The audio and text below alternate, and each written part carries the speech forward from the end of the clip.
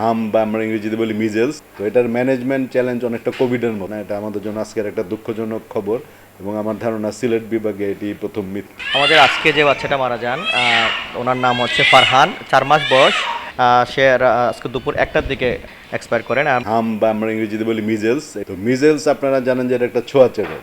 তো এটার management challenge অনেকটা কোভিডের মতন। এটার সাথে কোভিডের সময় আমরা যেভাবে কোভিড ম্যানেজমেন্ট করেছি, মিজেলস ম্যানেজমেন্টও আমাকে এদেরকে একই ধরনের যে চ্যালেঞ্জগুলো মোকাবেলা করতে হচ্ছে। ঘণ্টাখানেক একটা 2 মাসের বাচ্চা ছিল, ফারহান নাম। ওর সমস্যা ছিল 2 মাস বয়স, এমনিতেই মানে একটা বেশি ছোট।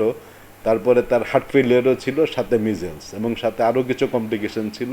এই বাচ্চাটাকে আমরা আসলে বাঁচাতে পারিনি। এটা কিছুক্ষণ আগে ডেথ ডিক্লেয়ার করতে হয়েছে।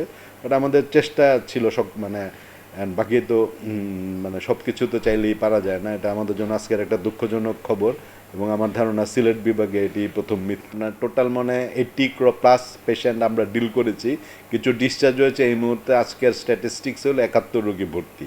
এর ভিতরে 5 জন ওসমানীর আইসিইউতে, বাকি 65 জন মনে করেন যে শামসুদ্দিনে ভর্তি আছে। আমাদের আজকে যে বাচ্চাটা মারা যান ওনার নাম হচ্ছে ফারহান, 4 মাস বয়স। আর তার বাবার নাম ফয়সাল, ফেঞ্চুগঞ্জ, সিলেট থেকে। তারা আমাদের এখানে 31 তারিখে ওসমানী মেডিকেল কলেজ হাসপাতালে তারা আসেন এবং এখান থেকে তাকে স্ক্রিনিং করে সিলেট শহীদ শামসুদ্দিন আহমেদ হাসপাতালে আইসোলেশনে পাঠানো হয়। ওইখান থেকে পরবর্তীতে যখন সে খারাপ হয়, 3 তারিখে আবার আমাদেরকে জানানো হয় এবং আমরা তাকে আমাদের এখানে ভর্তি নেই। তো শুরুর দিকে যেহেতু শামসুদ্দিন হাসপাতাল আইসোলেশনে যে বাচ্চাগুলো আছেন যাদের অক্সিজেন ওই রকম লাগে না বা লাগে, তারা এখানে আমাদের আইসোলেশনে থাকেন। আর যেসব বাচ্চা খুবই খারাপ হয়, আইসিইউ সাপোর্ট লাগে, তাদেরকে আমরা আমাদের এখানে আনি। আমাদের এটা হচ্ছে 5 বেডের একটা পিআইসিইউ। তো আমরা চেষ্টা করি। আজকে 6 তারিখ।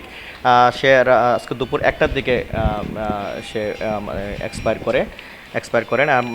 তো আমি যেটা রিকোয়েস্ট করেছি যে প্রত্যেকটা জায়গাতেই মানে যার যার জায়গার সক্ষমতা অনুযায়ী পেশেন্টকে রাখার চেষ্টা করতে হবে।